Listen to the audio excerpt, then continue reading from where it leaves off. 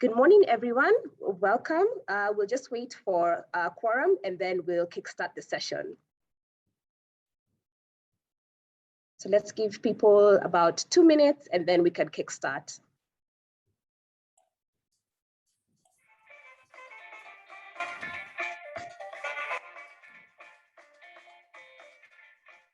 There are different types of unit trusts.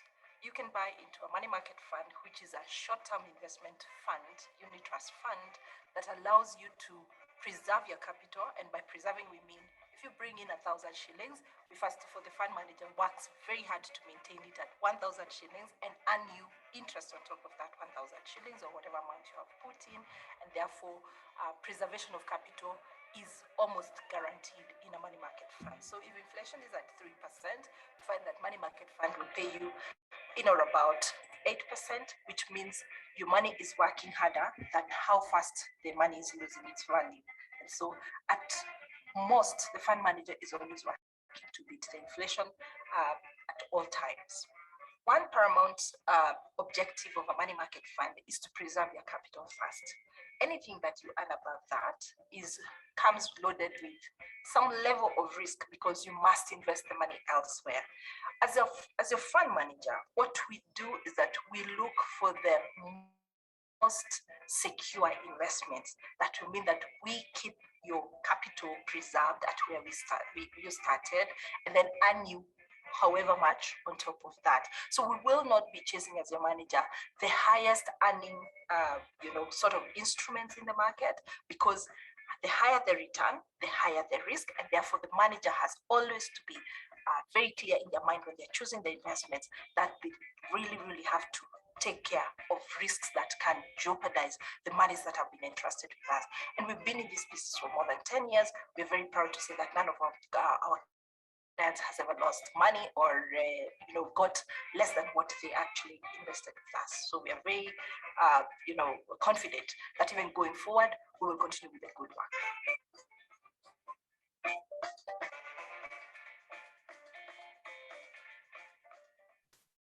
Okay, we are at 11:06. Good morning, everyone, and welcome to the Personal Finance Masterclass powered by ICEA LION. For those who do not know about the group, ICEA LION is a financial services provider offering innovative products and services in insurance, pensions, investments, and trusts. So today it's going to be our investment arm that's going to take us through our first session, which is Introduction to Personal Finance, the basics of personal finance. Just to give you an overhaul of what ILAM is, that's ICEA LION Asset Management. They're a subsidiary of our ICEA LION holding company, which was incorporated in 1985, making us one of the oldest fund managers in Kenya, with an assets under management of 233 billion as at July 31st, 2021. So some of the services offered are, we offer our segregated pension funds, collective investment schemes, private wealth management, offshore asset management, umbrella pension schemes management, investment advisory services. So you can contact us if this is any of the services that you require. So if your goal is to take charge of your financial health and grow your income, then I'm happy to inform you have come to the right place. The masterclass will be a 4-part series that will equip you with the essential skills on how to manage and grow your money. It's no secret, particularly in our Kenyan syllabus, the importance of financial health was not inculcated into the curriculum. So before I get ahead of myself, Stella will please, we want to do a quick poll just to kind of get the participants and the energy in the room. So Stella, could you please bring up the poll? And as you participate in the poll, please let's engage. Let's not forget to go on. The hashtag for today is Financial Literacy KE. So you can hop on Twitter and let's make this viral. Let's spread that financial stability, because that is definitely the new cool. So as we continue with the poll, allow me to proceed. Stella will advise when we can close the poll once we have a good amount of participants who have contributed to that. So before I introduce the illustrious panel, as you can see on the screen, I'd like to start with an interesting statistic. So according to Yes to Wealth International, about 80% of Kenyans have a very poor savings culture. And in fact, they resort to using Shylocks and loans from banks, which burden their lifestyle. Yeah, and according to FSD 2019, 2 of the reasons why people do not save is attributed to 1, lack of a regular flow of income, and 2, lack of income altogether. Of course, we cannot start this session without addressing the millennials of today, which according to Geopol, 47% of Kenyan youth prefer investing in farming, while only 14% indicated investing in buying land. So if you fall under this category, then this session is definitely something that you will take benefit from. So on to our speakers, Elizabeth Irungu, financial expert and GM, General Manager of the Business Development and Client Services at ICEA LION Asset Management. And she's one of the few chartered financial analysts we have in Kenya. And George Kamau, who's a Senior Portfolio Manager at ICEA LION with over 13 years of experience in the industry. So at this point, allow me to introduce Elizabeth to take it away.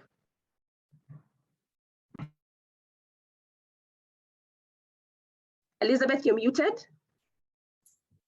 Thank you, Whitney, for that very good introduction of the company and also myself. We're very excited to have each one of you here. And today, I just want to share some of the nuggets just to start us off. I'm looking for my presentation. Interesting. Okay, let me look. Right. But this is really, really. Stella, please share the presentation. I see not to.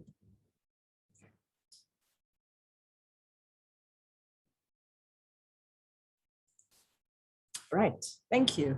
I'll start us off in today's webinar. I'll just delve briefly, less than maybe 15 minutes. I just talk about personal finance, just introducing it. What is it all about? Because these are buzzwords that you'll get to hear every now and then.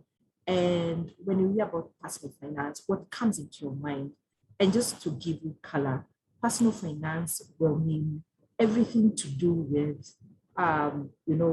covering everything to do with your money, as well as your savings, your investment. And in a nutshell, and in that diagram there, we're talking about budgeting, we're talking about retirement, thinking about your insurance, thinking about the loans. Sometimes when we hear personal finance, we don't want to think about the loans, but that is part of it. Mortgage will also fall in there. Emergency fund will also be right there. So it's a very wide, broad term that can be used to describe how we relate with our money, how we manage the funds that come into our hands as long as we are down here on earth.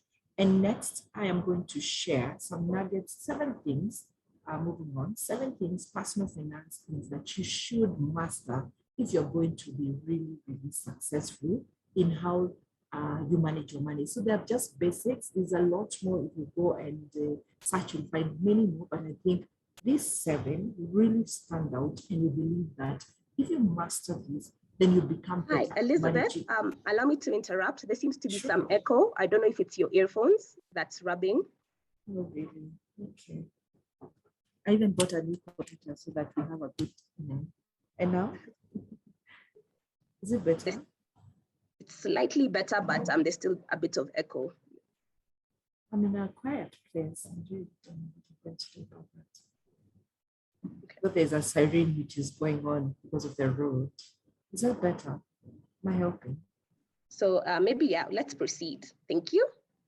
All right, so let's look at the 7 basic fundamentals that you need to know.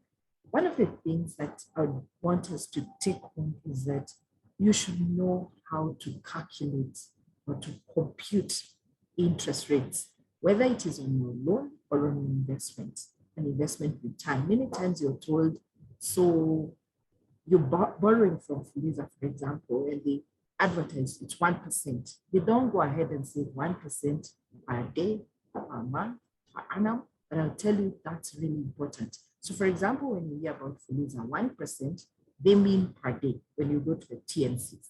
So the per day means your loan you're taking from your Fuliza, from your mobile, you're paying 365% per annum. So very important for you to know that. Your circle will tell you also maybe 1.5%. Your money market fund, your manager will tell you 8%. What is 8%? No, that one is per annum. So don't expect 8% per month or per week. So very important for you to always know how to compute your interest rate, whether it is for a debt you're taking, for an investment that you're taking. So when you hear people or schemes that are telling you can make 10% per week, just multiply that times 52 in a year, and you just know this is scam and you need to run. So that's interest rate, very, very critical. From whichever angle you look at it, always have clarity how it is being computed. Next, the second thing that you need to have in mind is budgeting basics. And here we are saying, write down, be very, committed to budgeting. It is one of the disciplines that can actually get you out of a lot of trouble. And here, I will insist that the first thing you do when you're budgeting, budget for you. Budget for you in terms of paying yourself first. That means putting away some percentage of your income towards your savings. And there's never little to save. Even if it means 1,000 shillings, it's still very important because it means you're sacrificing spending the money today or consuming the money today for future. And that future is very, very important because granted, God will give you long days. So as a standard, we say, save at least 10% of your income. Then after that, prioritize your spending. And I was just looking at your at the poll results and I'm seeing what takes the most of your money is a lot of times is your housing, whether it's a mortgage, whether it is rent, to take up a big portion of your income. And as a back of the envelope rule, you shouldn't spend more than 30% on housing. So if you want to measure whether you are spending well, especially rent, please don't pay more than 30% of the income you make towards your housing. Then after that, articulate all the others downward and allocate, and you'll be able to tell this is where my monies are either getting lost or this is where I am overspending. Like if you just did your budget for your data bundle, for those of us who buy bundles, you will find, oh, every week I'm spending X amount. Maybe that means your screen time needs to go down. So the budget needs to really help you see where your money is going and how you can reduce or optimize your budget so that if there are no savings, then you will be able to start saving. Then third, the third thing that we will talk about today is how to establish fixed debt. All of us, somewhat, somehow, we have debt running with us. And this debt, we say in finance, is what we call good debt, it's what we call bad debt. And you need to differentiate the two. But before we get to what makes a good debt, make sure you reduce or minimize on spending money that you have not earned.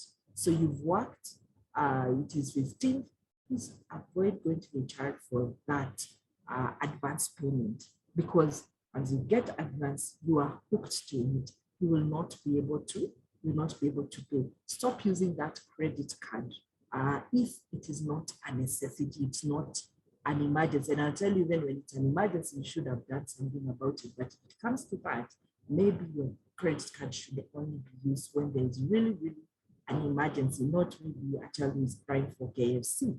Then live below your means. Live below your means. I know this one has been said to us, even our parents say that. At least I remember my mother saying that. Avoid loan apps. This is the new way of trapping you to debt. The new way of trapping each and every one of us. And they are indiscriminate because they don't even care you're young, you're old. As long as you have the app, if you have already put it up there, and sometimes they even prompt you when they see you called and your call has dropped. Fuliza quickly comes in. You want a Fuliza or something like that? Be very clear. Have the fortitude of mind to avoid these loan apps. Avoid also circle guarantees. I know we love circles, and I know our friends will come guaranteeing you this, that. Evaluate what it is your friend, your circle friend, or they're going to do with the money. If they're borrowing money towards maybe buying a bigger TV, I would say, personally, I'm not guaranteeing such kind of borrowing. If they're borrowing for self-development, I would be more happier to guarantee such a person because they are going to uplift themselves and become better and probably improve their earnings. But if it is consumption loans, I would say they're a bit selfish, turn down those guarantees, because when they go against the payment, then you are the guarantor and you stand the chance of losing your hard-earned savings in your circle. Then avoid debt listing. The CRBs, I know these are fairly new in Kenya, but they are a big, big, big deal because more and more banks are moving towards giving you loans based on your credit score. So if you want to protect your credit score, avoid CRBs. And now you can even be taken to the credit rating bureaus for defaulting on Fuliza, for defaulting that loan that you took from an app. So very important for you to avoid those listings on CRBs, because one time you'll have an important idea, you need funding, and you won't be able to get it because you're listed. Then finally, take debt to buy income earning assets. And how you know an asset is earning income is that it is giving you a return, not speculating that it will grow. Many times we are accumulating assets that are not earning us income. So for example, we are buying the next hot place with land and things like that, and we end up with a lot of plots that are not earning us. So we have packed all our money in assets that are not earning. Have the discipline to know what allocation can I have of monies can I have going towards an non-income earning assets, your plot. But it can't be that every other plot that gets advertised to you, you are into it. So make sure that you're buying or you're putting debt only to buy you assets that are giving you income, or even something like a mortgage. I would say that is good because you're stopping to pay rent and now you're becoming an owner over time. Okay, move. The fourth thing that I'll talk about is invest, stop fearing to invest in stock market, investing and stock market basics.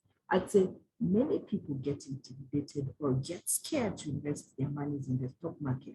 And I would say, please do not be intimidated. And why do we say that? Because if you want to grow your wealth, you will grow it when you invest in capital growth assets like stocks.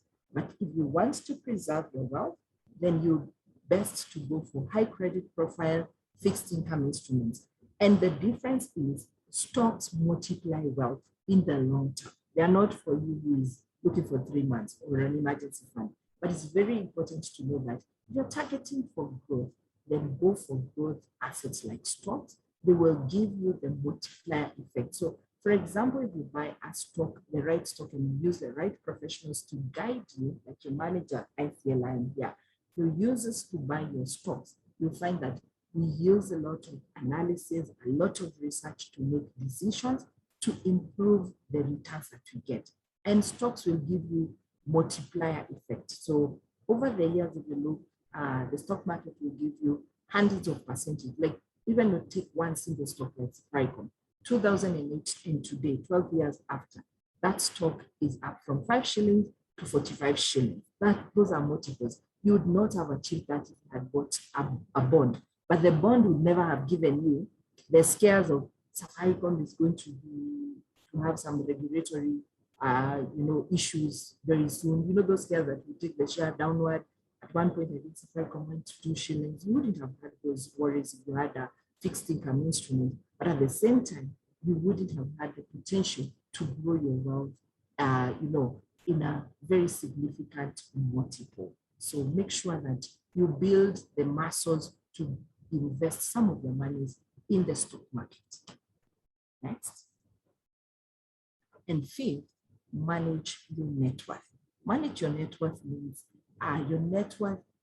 First of all, you need to compute what is your net worth. And your net worth will be all your assets. You then take away all your. Did I lose my sound with me? You're still good. Okay. Maybe, Elisha, you should check on your connection. Okay. So your net worth is your total assets minus the total of your current liabilities. Your liabilities, please be very, very honest with yourself. And I say that because many times we know the liabilities we have, but we try to look the other way.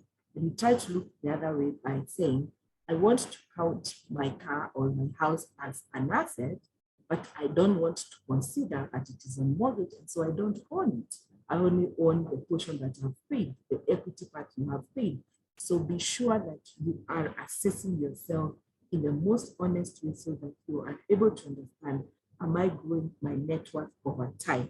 And asset by asset, as you accumulate these assets and they're free from debt, then you find that your net worth is growing over time. And that should be a goal for each one of us out there to make sure that we grow our net worth, we reduce our liabilities, and we ensure that we are not accumulating liabilities that are going to compromise our future, and especially our old age where we will need cash.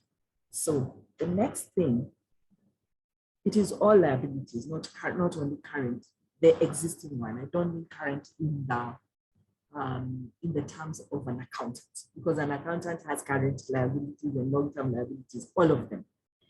The sixth thing that you need to do is value of building an emergency fund. This cannot be overemphasized. An emergency fund or an emergency means that a serious, unexpected, and often dangerous situation has come and needs your immediate action, needs money. So an emergency fund will deal with that. Please note, your emergencies will include things like sickness. Car breakdown can be an emergency, is an emergency, because nobody ever wants to have a car breakdown. But if you don't take your car for service, then your breakdown is not an emergency. It's because you didn't do your work. Be careful about that. Then loss of job is another emergency that can happen. Like COVID just happened and some people had to lose their jobs. That was never planned. But if you choose to resign, that is not an emergency. You plan about it. Then all those things that you cannot foresee and they come to be, then you need to plan for them by having a kitty aside that can deal with those emergencies. And we say, best practice, have at least 6 months of your running expenses. So budget comes in. If you have a budget, to be able to know, I run my household with X amount, and so my 6 months worth of expenses will be Y.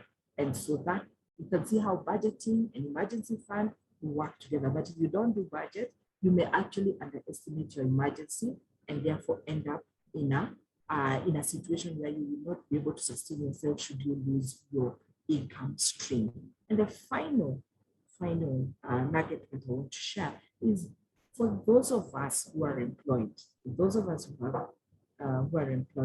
make sure that we maximize our employee benefits. It is important for you to read your employment documents in detail and reach out to HR about all the benefits you might be able to utilize. So do not ignore your employment contracts. Many times you get excited, hey, only the salary is coming through, but there are benefits in there that you could take advantage of and be able to save or get some money back into your pocket. Things like training. Be sure to take advantage of those training opportunities because it means you won't pay for yourself, your employer gets to do that. Things like reimbursements. You can be reimbursed when you have used part of your money to do the work of your employer. So those are some of the things you get as an employee when you're employed. So for all of you or anyone who is employed, make sure you understand the benefits that come from your employer and maximize on them. Back to you, Vicky. Thank you, Elizabeth, for those key nuggets. Those are very important. I'd also like to proceed with a quote from an American business magnate, Warren Buffett, who says, never depend on a single income source, make investments to create an extra source of income. I've seen the questions coming through from Stephen, Esther, Ansieta, and Victor. We'll be sure, and Mark as well, to answer that towards the tail end of the session. So at this point, I'd like to invite George to proceed with the presentation. Welcome, George. Thank you, Whitney. I hope that my presentation is visible to all and you can hear me. Yes, we can hear you, George, and the presentation is clear. Fantastic. So taking up from where Elizabeth has left for our masterclass, really we cannot have you taking charge of your financial situation without talking about something called financial resilience. And first and foremost, I will pick on what Oxford's definition of resilience is, and then we can build that. And hopefully some of the questions that I've seen on the chat will also be answered as I go through my part of the presentation.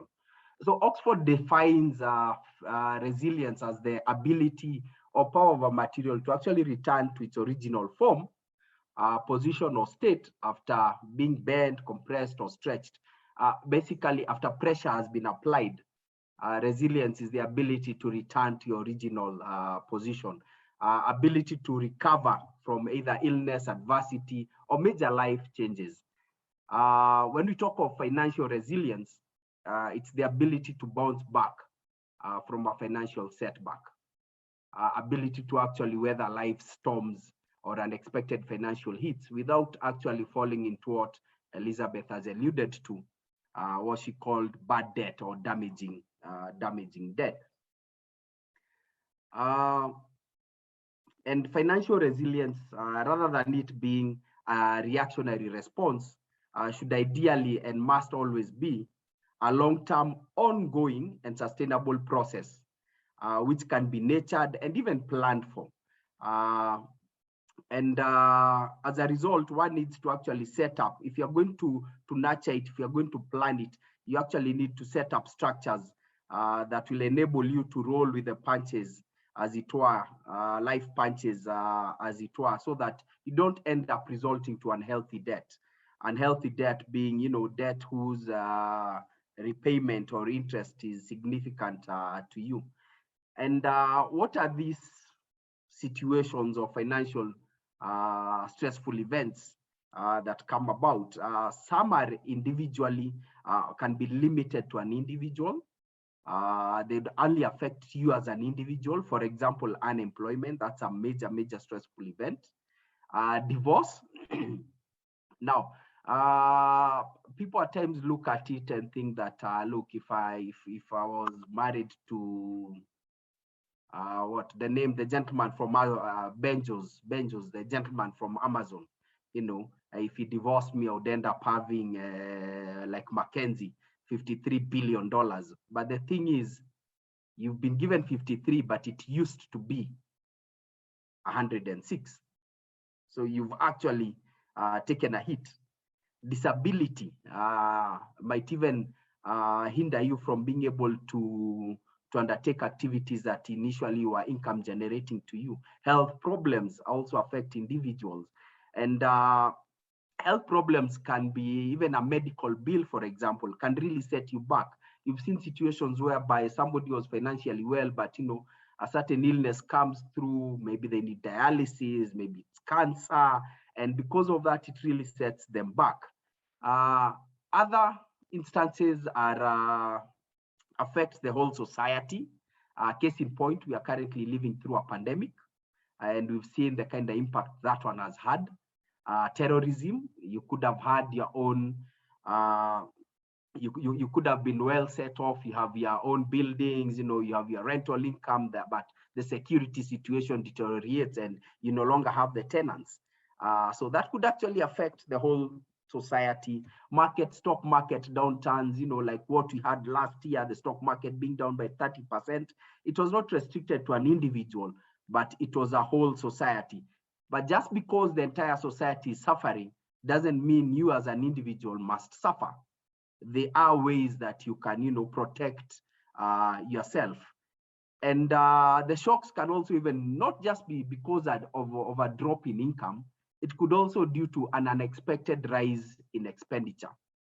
For example, your parent has been working for the better part of their life. They now retire. Maybe they had not made some sufficient plannings in terms of their retirement plan. And that becomes a new expense for you. You could end up having the unfortunate instance whereby one of your close relative passes on and they had children, and you now take on the responsibility of taking care of these children. So It's not that your income has reduced, it's because you've had this unexpected rise in expenditure. And because of that, you need to build your financial resilience. And what are the steps to doing this? We've been able to bring this down to about 7 steps. First one being identifying your income streams, and we'll talk a little bit more in depth about these particular steps. Tracking your expenditure, quite important. You need to set goals and make financial plans. Fourth, and this is a major step, you need to reduce or eliminate debt. Fifth, another important step is building an emergency fund. And Elizabeth has more or less alluded to this, what you should constitute or consider to be an emergency. And there's nothing as dangerous as no knowledge or little knowledge. So you need to grow your knowledge. You need to know what is available to you. And the last but not least is actually covering your downside. You could have everything in place, but how is your downside? How have you covered yourself? And we'll touch a little bit more about that. So how do you identify your income stream? You need to identify the amount expected, whether in the form of salaries, commissions, bonuses, or as we put it in the streets, kaleka deal. If that comes through, you need to identify your net amounts. And again, this net amount must be net of tax. I saw somebody asking whether when you're doing your budgeting, you should use the gross. The question is, if you use the gross, and remember that 30% or 25%, depending on your tax band, will be taken away by the tax man. You're budgeting for money that is not yours. So for sure, use your net of tax amounts. You need to track your spending.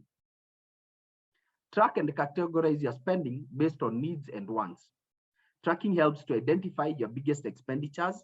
It helps identify seepages or leakages, which are the points whereby you lose money without you even knowing. Some expenses or some payments are actually fixed, like your rent. You've got to stay in a house, you have your food, you have your travel expenses. You need to be very careful in terms of buying items on credit, because this means you're spending money before you've earned it. And the moment you do that, for example, if you use your credit card to buy, say, or to purchase, say, a Bluetooth speaker, it may not, the Bluetooth speaker is not actually a need, but the moment you use credit to purchase it, you turn it into a want, you turn it into a fixed cost. Why? Because you must pay for that debt. Now, here when it comes to tracking your expenditure, one keyword I would like to say is, please do not be a cashier. You need to reevaluate your relationship with your money. You cannot afford to be a cashier to your money. What do I mean by a cashier? A cashier pays out money.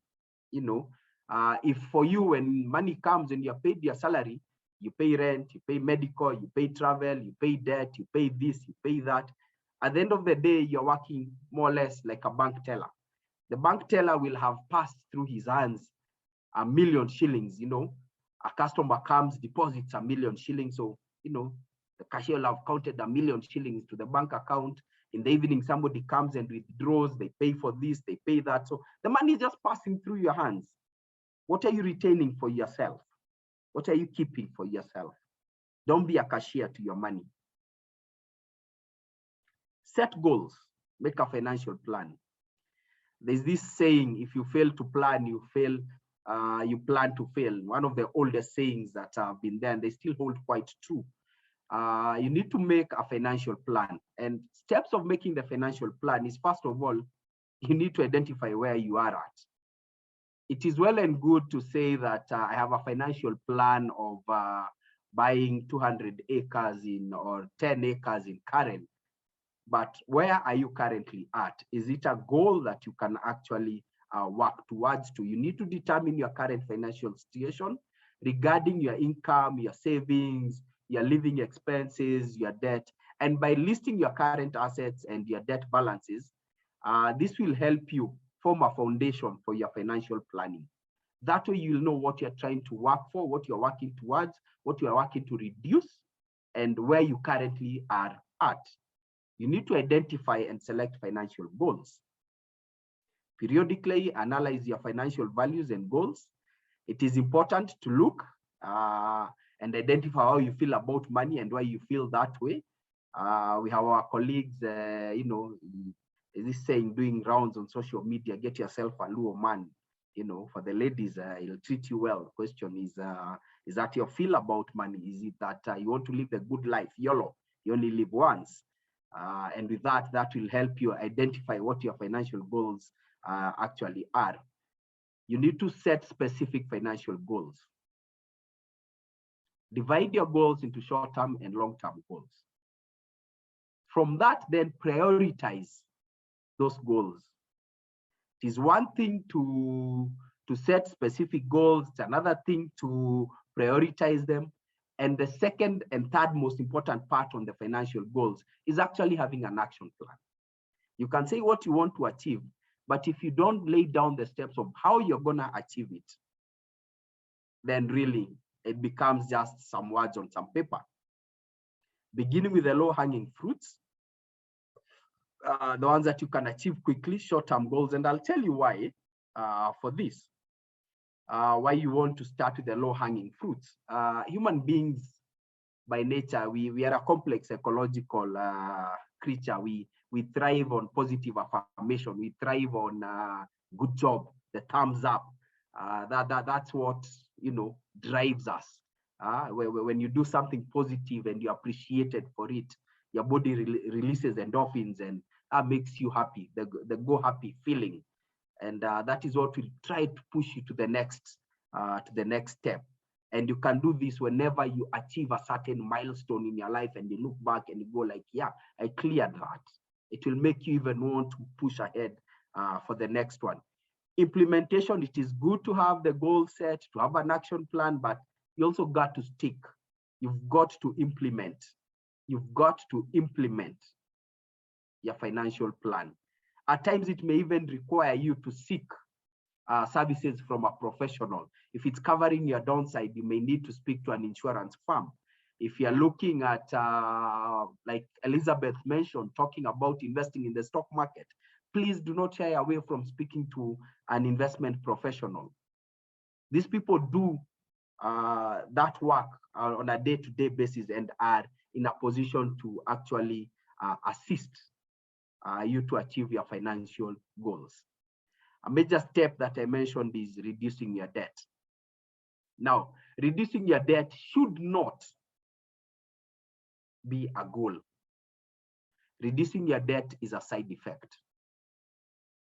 Before you can reduce your debt, you must be profitable. You as an individual, you must be profitable.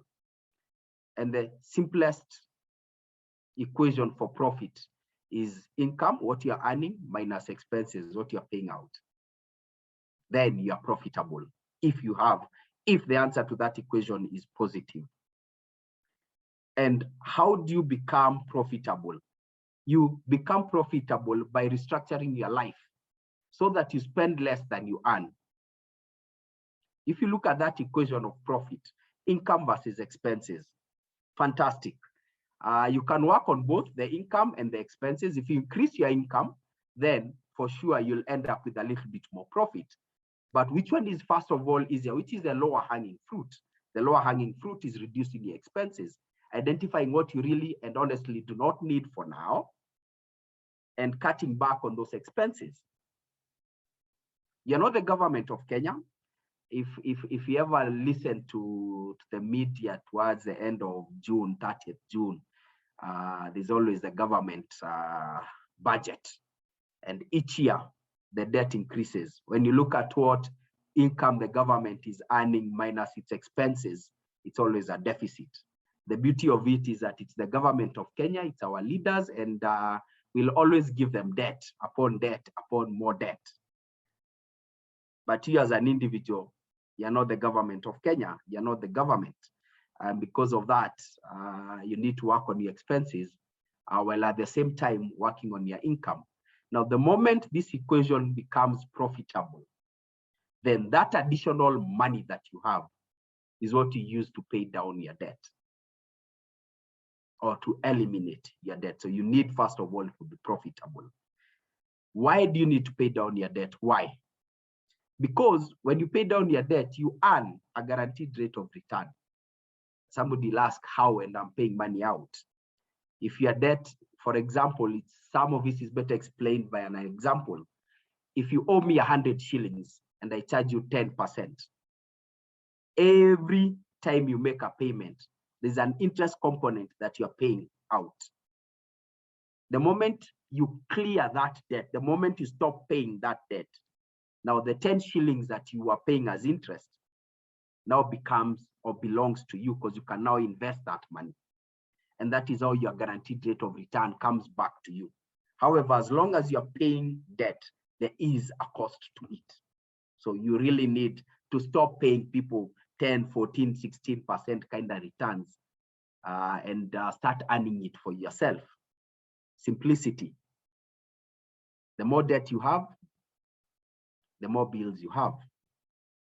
Each time you pay down a debt or you eliminate a debt, your financial structure becomes simpler and easier and much more attractive. In fact, you'll even be looking forward to looking at your payslip, because you won't have, the circle loan, the what, you'll even want to look at your bank statement. Simplicity.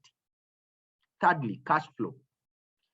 When you eliminate a debt, when you stop paying a debt, the money that you used to use to pay for that debt now becomes available to you to now purchase other goods. You can now start considering your wants. You can now start considering buying that Bluetooth speaker, because you're no longer in debt and that cash is available to you. And people in the financial market will tell you, even when we are analyzing companies, cash flow is king. If we're planning to buy shares of an institution or a company, we always look at its cash flow. Is it positive? If it's positive, then it is one step ahead in terms of looking as an attractive investment. Freedom. If you don't owe your employer money, if you don't owe the bank money, you can even change your job if it's no longer if it's no longer suitable to you. You'll be able to take risks.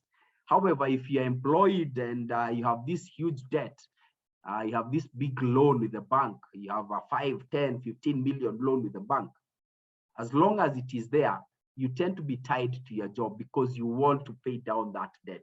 You cannot, whether you have a great idea, you cannot venture out because you want that comfort that at the end of the month, I'll still get some money.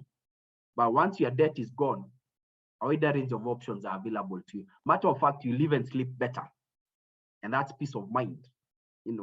Once you don't have a debt, you don't owe anyone money, you'll be better off on how you sleep. You'll even have fewer fights with your partner if you have one.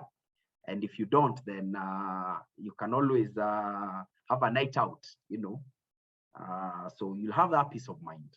So that's why you need to pay down your debt. Question is, how do we go about this? How do we go about reducing or eliminating our debt? Somebody once told me, if you find yourself in a hole, you've been digging, you're in a hole and you don't know how to get out, the first step is stop digging. Stop digging. And as far as debt is concerned, it's stop acquiring new debt. It may be difficult or daunting at first, but here's the truth of the matter. You really and honestly don't need that debt. Why? Because yesterday, before you took that debt, you were surviving. You were alive. Before the M-Shwaris and the mobile loan applications came through, we were alive, we were surviving, we were eating, we were feeding. So what is it that makes you feel that you cannot live without it? Remember, when you use your credit cards, you're working in a lost territory because you have to pay it back and there is interest attached to it. Thirdly, stop recurrent expenditure. Expenditure that is not a need. It's not a basic need. Try and stop it. Halt it, reevaluate. Once you've stopped acquiring new debt, now look at what you currently have and how are you going to tackle it out. people with mathematical kind of backgrounds will always tell you this. Order your debt from the most expensive and pay off the most expensive first. By all means, mathematically, financially, if you're an accountant, it makes a lot of sense, because the moment you eliminate the most expensive debt, you now end up paying less interest to the people who you owe money. However, again, complex ecological creatures, positive reinforcement is what human beings thrive on. And you could start with the debt with the lowest balance. Why? Because if you have a debt, say, that has a balance of, say, 50,000, and it is there on your payslip, every month you're being deducted 2,000, 2,000, 2,000, 2,000, 2,000. The moment that line item moves from your payslip or moves from your bank statement, you will feel that much better. You will feel that positive energy. And it works. It works. So pick a method, choose whatever makes you happy. But by all means, get started. Either do the most expensive or pick the one that will eliminate the first, so that you are now even a step closer. And when you look at it, that 2,000 that you are paying towards the 50,000 debt, you can now push it to the more expensive debt, and thereby also continue reducing that. That's debt snowballing. We rarely make decisions based on the optimal path. We are human beings, we are creatures, and more often than not, we'll pick what will make us happy in the short term. But the short term works or builds to the long term goals or to the long term perspective. Major step to financial resilience, and Elizabeth alluded to this: build an emergency fund. Please note, this is very different from your savings. This is an emergency fund. Do not mix the two, savings and emergency. Emergency is ideally, or should be, as liquid as you can, because even as the name suggests, it's unexpected, it's unforeseen, it's a surprising event, and you need to build it. Financially, we say that if you're employed, this fund should be at least 3 months of your expenses. The value of your emergency fund should not be less than 3 months of your expenses for a salaried individual. However, for businessmen, business ladies, that figure needs to go to shoot up to about 9 months. You may ask why such a huge differential. Is because normally salaried individuals tend to have a big part of their basics covered, one being medical cover. Another one being that as an employee, you probably have a pension, which you've been contributing to. And worst case scenario, if you lose your job or what may happen, the salaried individual tends to have a bit of a buffer. And as such, you find that for the freelance, it is more required that the fund sits at about 9 months of your expenses. When I say this and you look at your salary, you may go like, okay, I earn 40,000. That means that my fund should be about 120. And you find that that may be a daunting task, maybe seem to be a lot of money. But here's a secret to about building an emergency fund. Saving small amounts is often more effective than saving large amounts. What do I mean by this? It is more effective if you start saving 2,000 as opposed to saying that you'll wait for your bonus and save the entire bonus. You'll find that the small amounts will, over time, grow at a faster pace than the individual who opts to wait until they receive a lump sum. Saving regularly also gets into a positive habit. But the fact that you're always saving the 2,000, the 2,000, the 2,000, the 2,000, it gets into a positive habit. And with time, you'll not even notice that the 2,000 is no longer in your payslip. You'll not even be factoring it in as a saving. Matter of fact, you'll find yourself looking to try and increase that amount. And secondly, that regular saving also stops you from overcommitting too much money. Why? Because if the money has already gone to your emergency fund or to your savings, it's no longer part of what you'd call your disposable income. It's no longer in your pocket. It's no longer in your M-Pesa balance. And because of that, you've more or less taken a step towards stopping being a cashier of your money. You're now keeping something for yourself. Elizabeth talked about this: grow your knowledge, get to know what is available for you.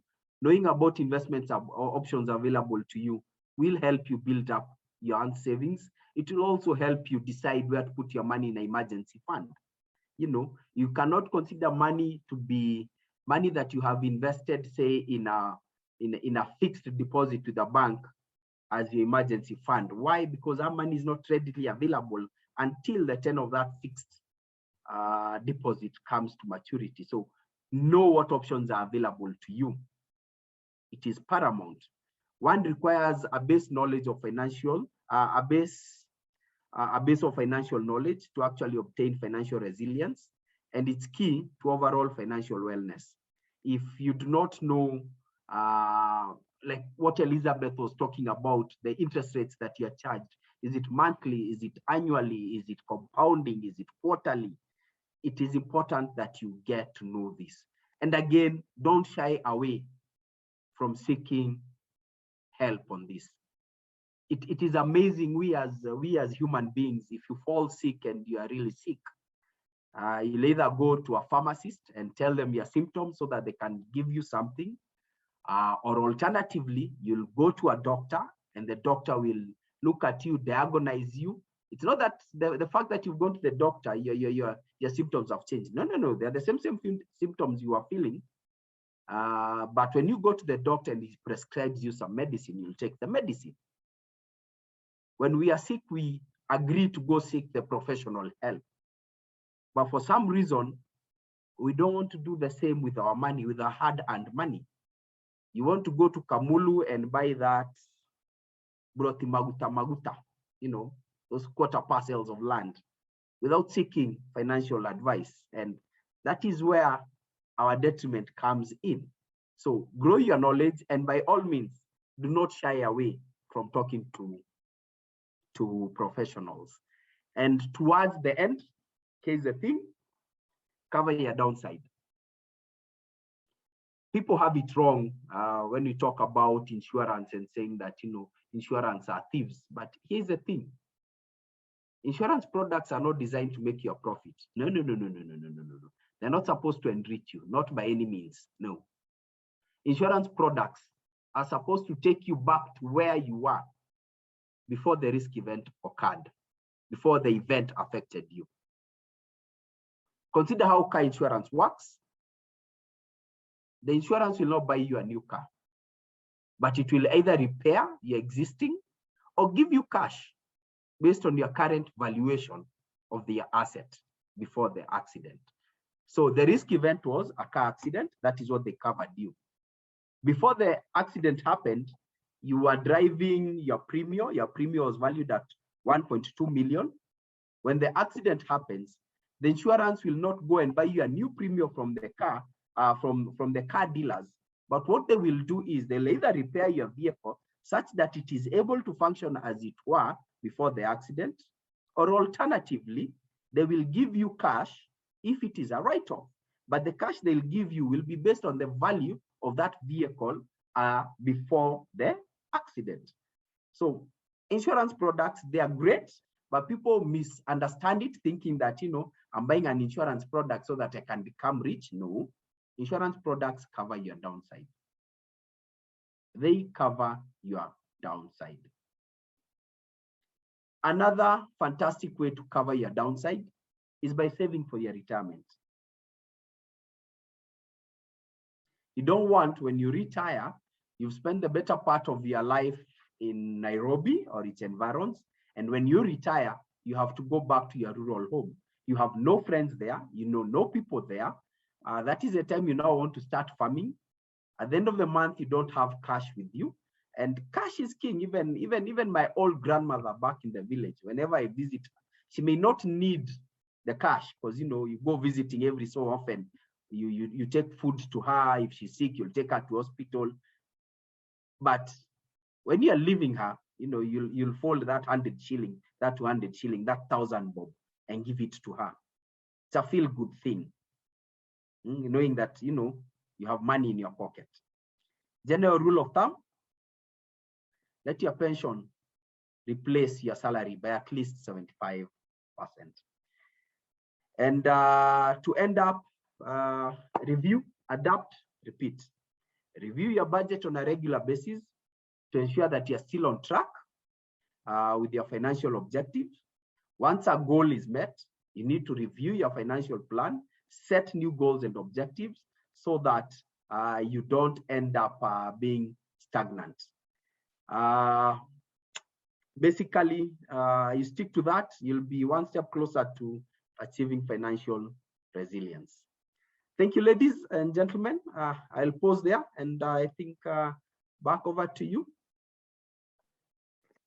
Thank you, George, for that very in-depth presentation. I hope everyone has gotten a few pointers a few nuggets from that.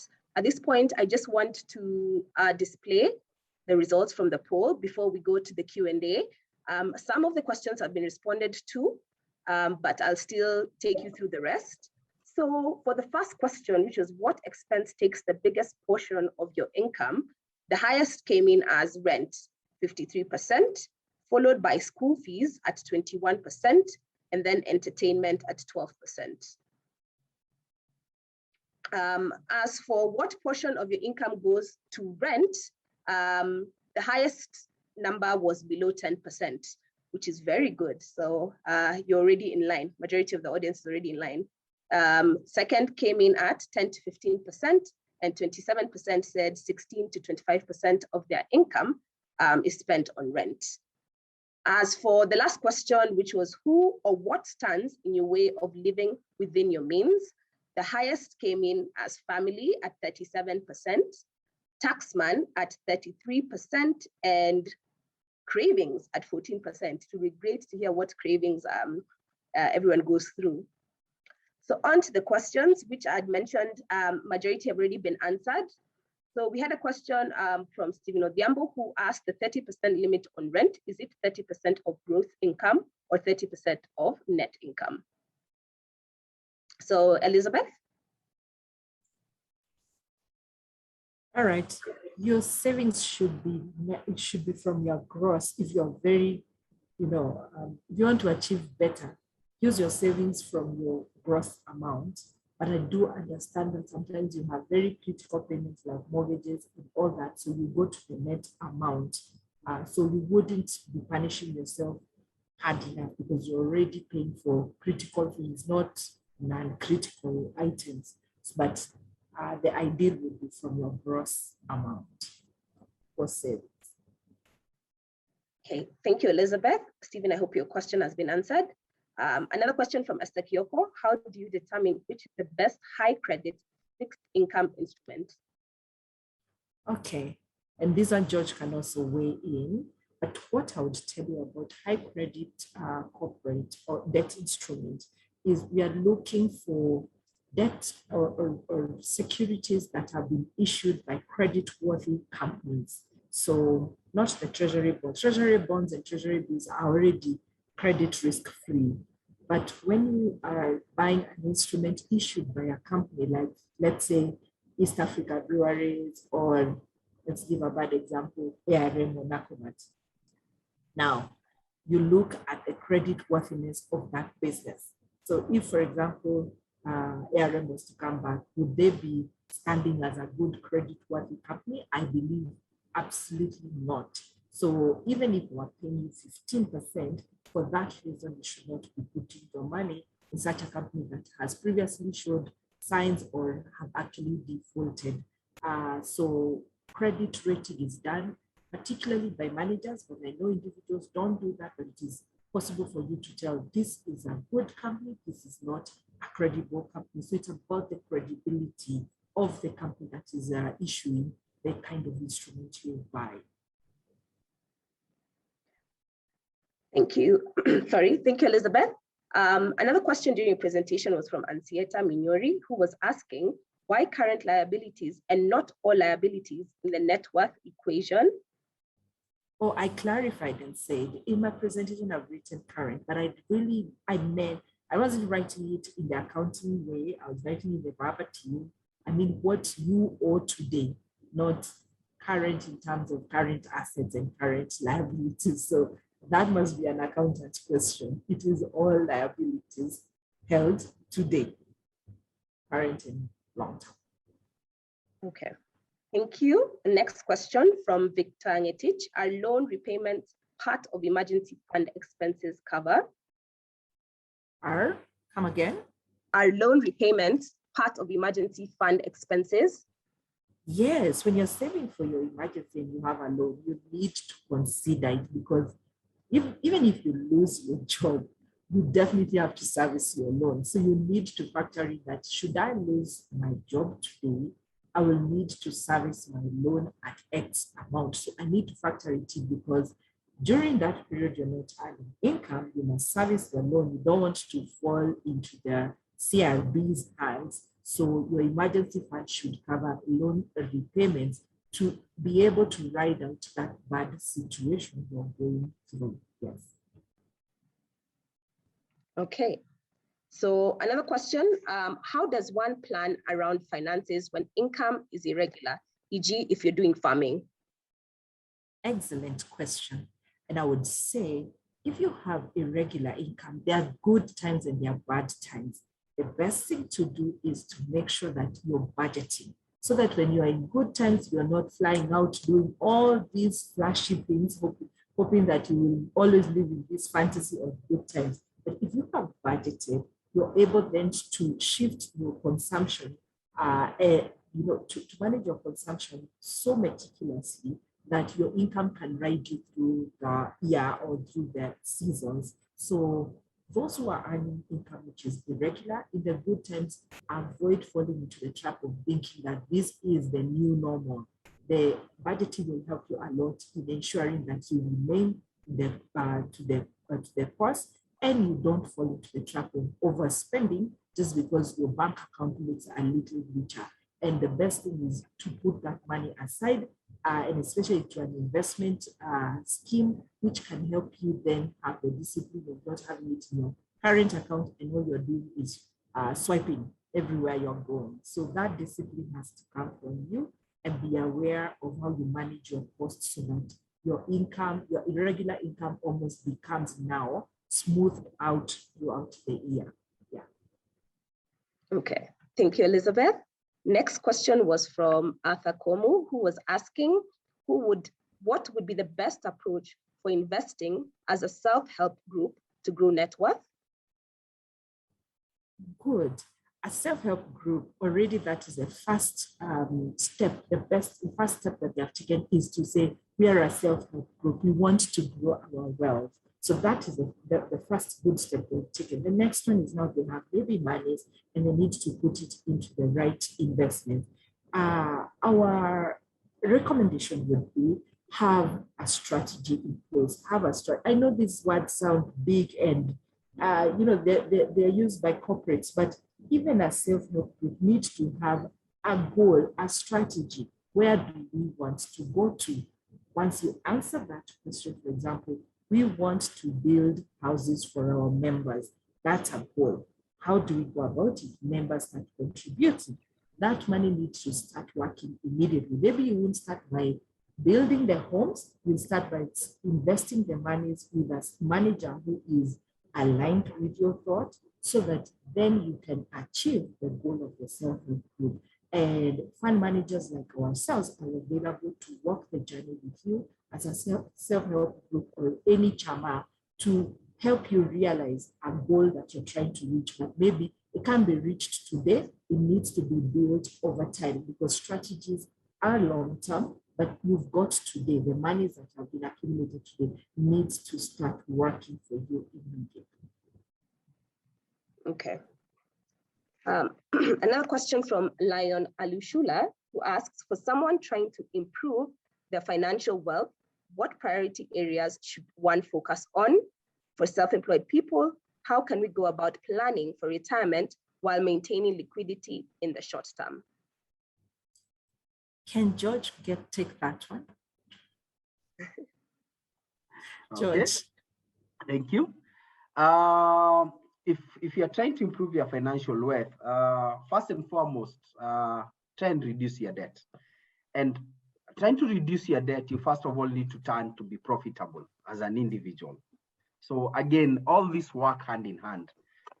So my advice for Lionel, Alushula, what I would say is first, you need to get to turn to become profitable. And how you become profitable is by reducing your expenses. How will you reduce your expenses? You first of all need to know them.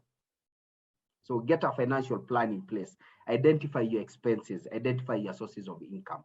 From there, identify what is a need and what is a want. What can you actually do without? And from there, you'll now turn profitable. You'll have some free cash.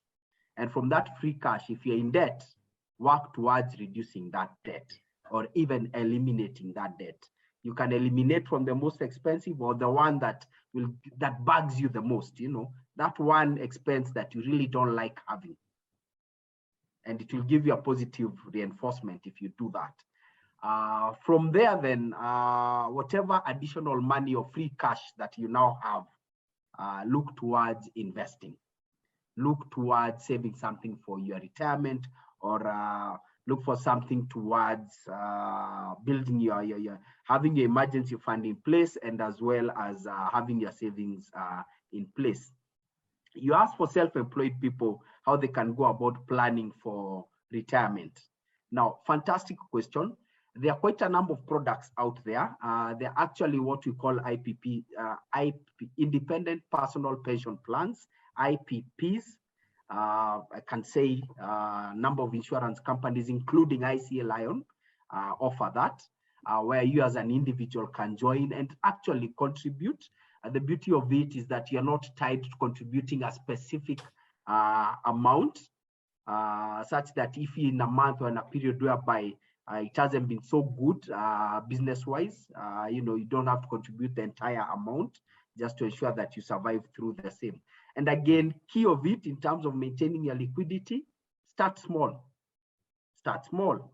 It is a small contributions. Waswahili, they say kidogo kidogo ujaza kibaba, you know. It's the small chipping that will build it up. And by that, you can even start as low as 1,000, 500. In fact, I recall there is the Mbao pension plan, whereby, you know, artisans in the Juakali industry actually save 20 shillings per day. Should not put too much strain on yourself, such that, because again, if you put too high a strain on yourself, it will demoralize you, it will kill you when you're not able to do it. But start small, and you'll be able to maintain your liquidity in the short term. And as time passes, you'll realize that you're even now contributing more than where you started. Yeah, thank you.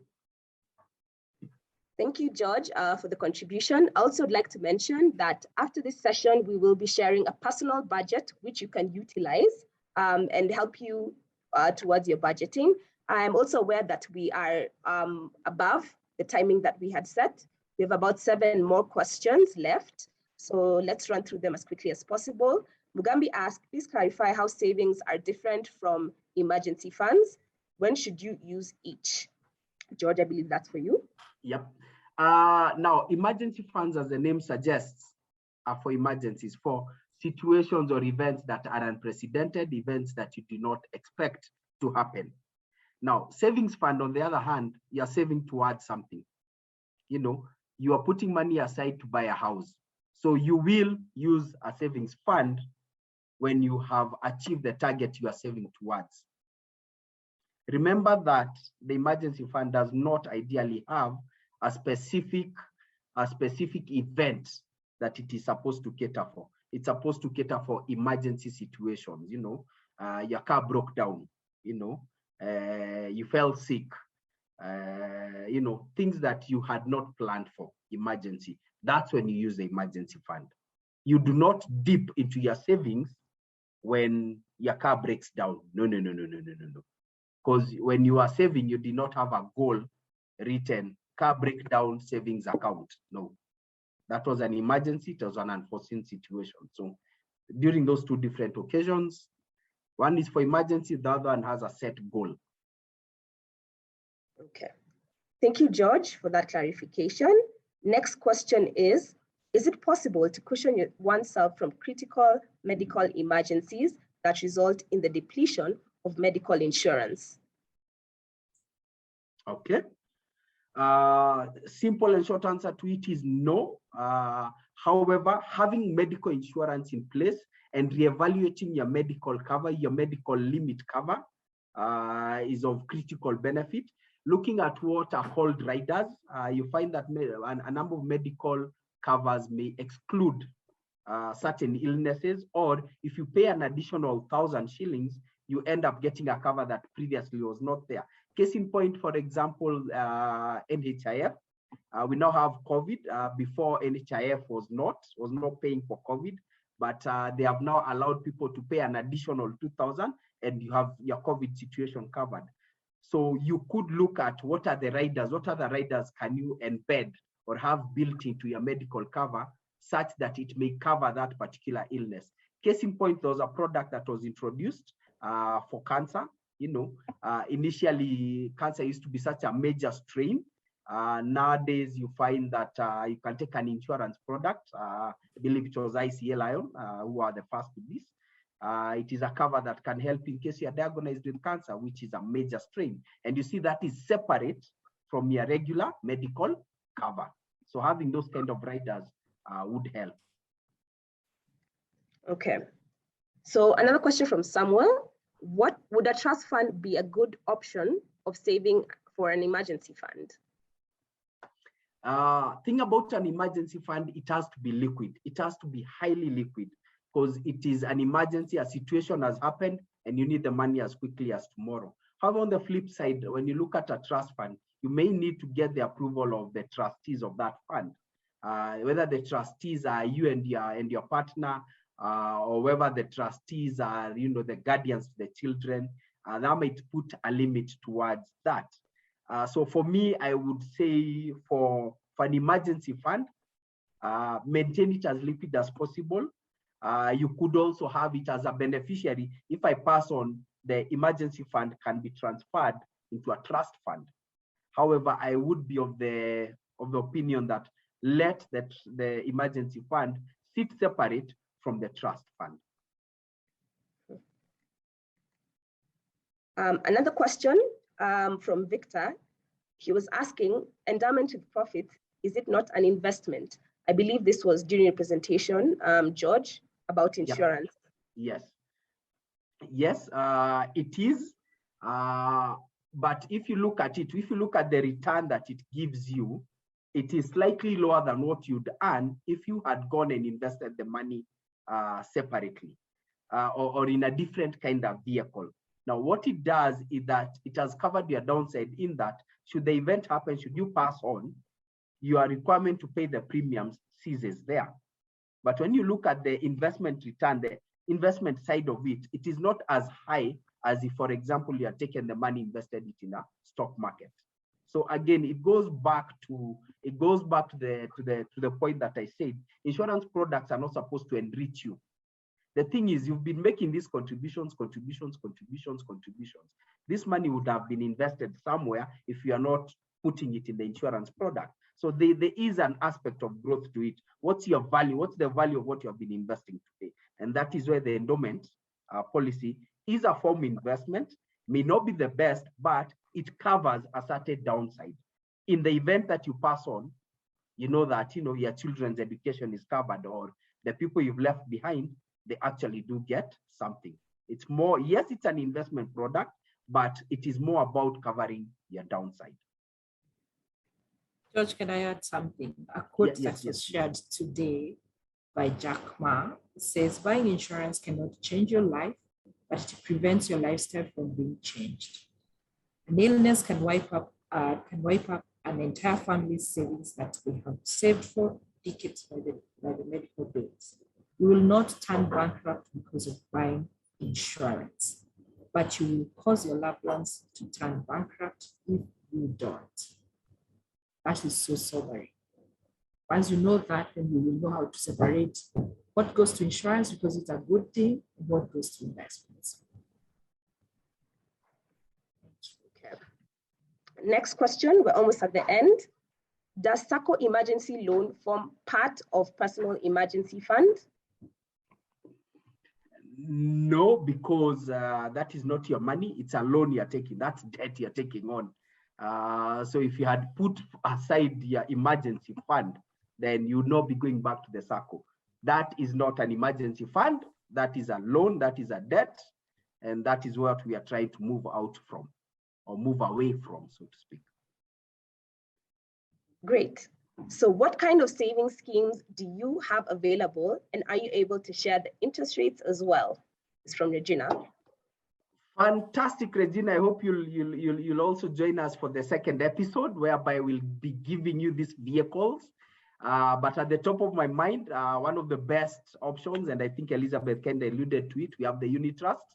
We have the DigiTrust campaign that we currently have ongoing.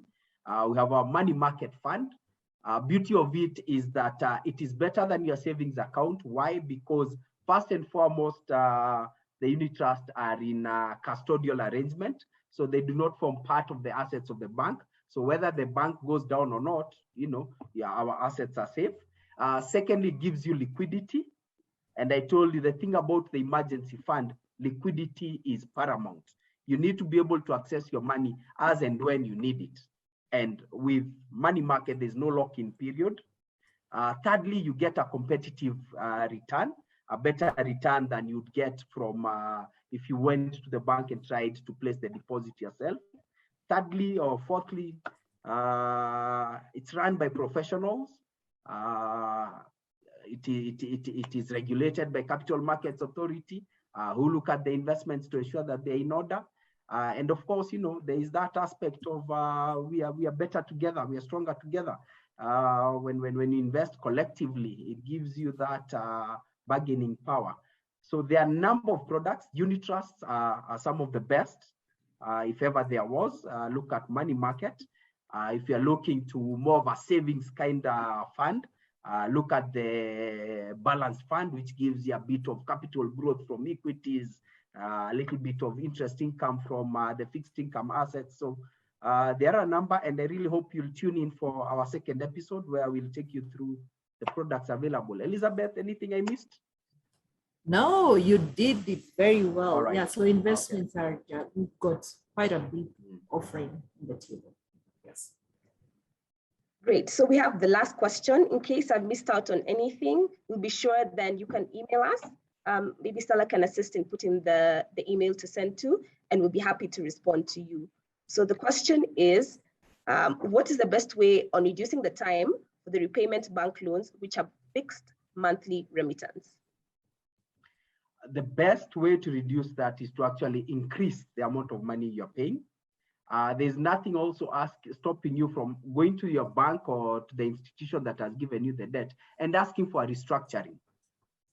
You go tell them, look, I would like my loan restructured from my 5-year payout when I was to pay it out in 5 years.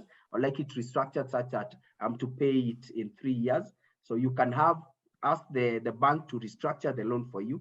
Secondly, you can make additional capital payments, additional capital down payments. That will help in terms of reducing your balance, and as a result, also reduce the interest component that is charged on your debt or on your loan.